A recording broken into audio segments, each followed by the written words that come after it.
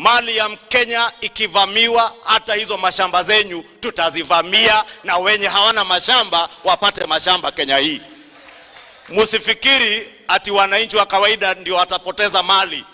Even you will pay a price if you continue to instigate violence and bloodshed in this country.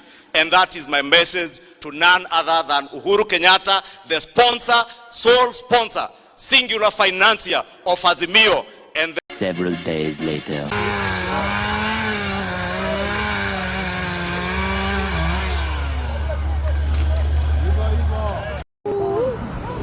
Mà ý để ác thì mà có thể mà.